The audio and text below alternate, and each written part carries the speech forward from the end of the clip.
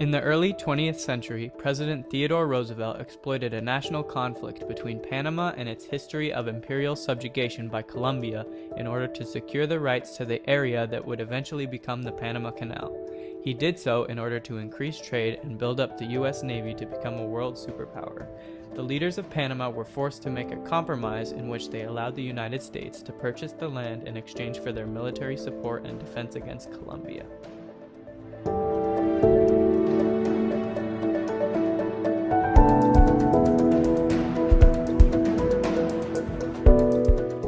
Theodore Roosevelt was born into a wealthy family in New York City on October 27, 1858. As a boy, he was feeble and thin, but took gymnastics and weightlifting to build up his strength. As he got older, he worked in a range of different authoritative positions, first working as the president of the New York City Board of Police Commissioners, then working as Assistant Secretary of the U.S. Navy when he was appointed in 1897 by William McKinley, and soon thereafter became his running mate during his 1900 re-election. After the assassination of then-President William McKinley in 1901, Theodore Roosevelt, being the vice president, was thrust into the Oval Office. He was prepared to lead his newly assigned nation and was excited to implement his own ideas about foreign policy. Because Roosevelt was the Assistant Secretary of the U.S. Navy, his ideals about how to advance the country as a powerful nation changed, and he became a strong believer that the United States should have a powerful Navy. He believed that if the U.S. wanted to be a world leader when it came to both international conflicts and economics, a strong Navy was a necessity. He was determined to push America to new heights with his signature Big Stick, and that meant continuing where their friends had left off at the Panama Canal. A Central American canal had always been dreamt of by the large trading powers of the Western world and was discussed as early as the 16th century. But the necessity of a canal only became realistic starting in the 1800s, as the demand for easy trade and travel gradually increased throughout the Western Hemisphere due to the popularity of the gold rush. Because of this, not only the desire but the need for a canal grew exponentially more transparent. When the United States innovatively installed the Panama Canal Railway Company during the mid-1850s using Irish and Chinese workers, it was the first method of travel used for U.S. trade from the shore of the Atlantic Ocean to that of the Pacific Ocean without traveling across the country by land or by traveling around South America by sea. Although this railroad system cut the journey down to 2 months from the previous 4 to 6 month trip, neither the U.S. nor France were satisfied. A canal needed to be built. Contrary to common belief, however, the construction of the Panama Canal did not start with the United States, nor did it start with Panama. The truth is, the construction was started by France, more specifically by Ferdinand de Lesseps. Ferdinand de Lesseps first became world-renowned due to his daring but successful completion of the Suez Canal in Egypt, which connected the Mediterranean and Red Seas, thus bringing the Atlantic and Indian Oceans together. Due to the success of this canal, he decided to move on to the Americas and focus on a thin strip of land in Panama. After finally gaining investors and convincing them it would make them rich like the Suez Canal did, he started working. Influenced by this false understanding of the tropical mountainous terrain of Panama, Lesseps prematurely initiated construction of the canal despite the warnings made by workers who knew much more about the area. Lesseps did not anticipate the foreign contagions and predators of the Panamanian biome, as he only visited during the calm and dry seasons. When the rains began, his crew quickly started to realize the true nature of the common landslides, the miles upon miles of impermeable jungle, the sloughs of torrential rain, harmful insects, snakes, wicked swamps, hellish heat, and the dangerous Charges River, not to mention diseases such as smallpox, malaria, and yellow fever. Despite such tragedies suffered by de Lesseps and his men, Theodore Roosevelt and the United States decided to pick up where he left off in 1903 due to the progress in railroads already established in the area. The betterment of the canal by the French also played a role in selecting Panama for the site of the canal, as Nicaragua was also a viable option at the time. Theodore Roosevelt recruited thousands of workers for its construction, acquired the necessary funds from Congress, and then got to work. For the first year in Panama, the working conditions were abysmal. Almost all of the skilled American workers that were stationed at the site of the canal fled within the first calendar year because the conditions were so harsh. The remaining workers endured the hostilities of the terrain, disease, and the dreadful environment, sacrificing their lives to build the largest canal known to man.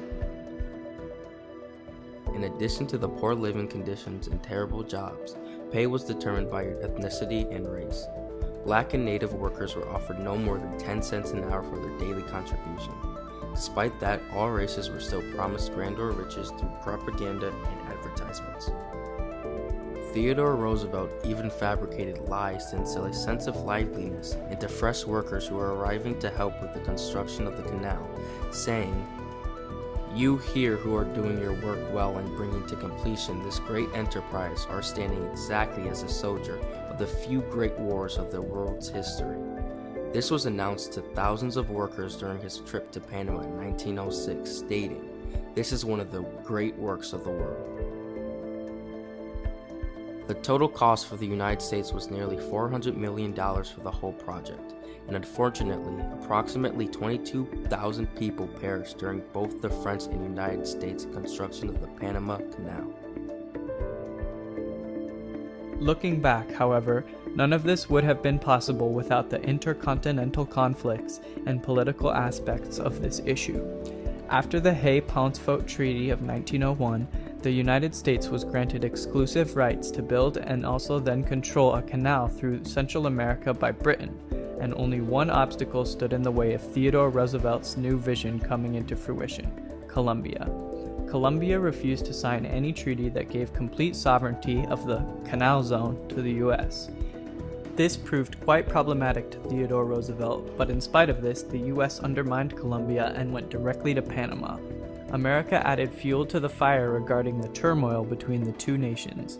Panama had been attempting to gain independence from Colombia for years, and the U.S. decided to exploit this weakness. The U.S. vowed to offer its assistance in helping Panama in its Revolutionary War against Colombia, and in exchange, Panama allowed the United States to buy the land needed to build the canal. With their newly found alliance, both countries made their dreams into reality. The Bunau-Varilla Treaty was signed in 1903, which therefore established the Panama Canal and allowed for its subsequent construction by the U.S. In Panama, political leaders were compelled to make a compromise in which they enabled the United States to invest in the land in exchange for their military support and defense against Colombia.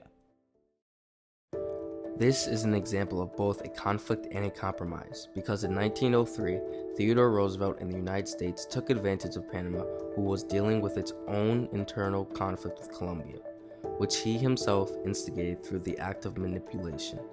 This was inherently a necessary step in order to ensure authority over the area that would soon become the Panama Canal.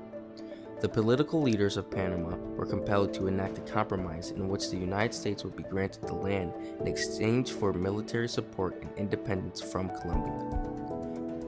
Theodore Roosevelt took such drastic measures so that the U.S. could develop into an even greater world power by widening trade throughout the world and expanding the U.S. Navy in the process. On August 15, 1914, the Panama Canal was finally completed.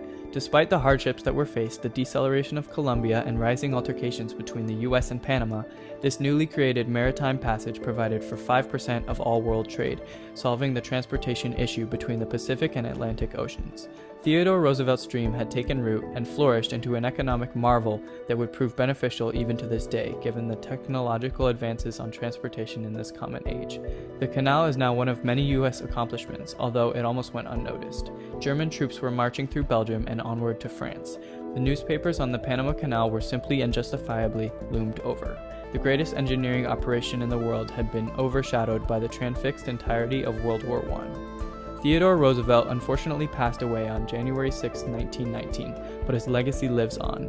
After a series of public disputes throughout the 20th century, the U.S.-owned territory known as the Canal Zone was dissolved in 1979, and Panama officially gained complete sovereignty over the Panama Canal on December 31, 1999. To this day, it remains as one of the few important conduits for global nautical trade and is one of the most awe-inspiring man-made wonders of this world.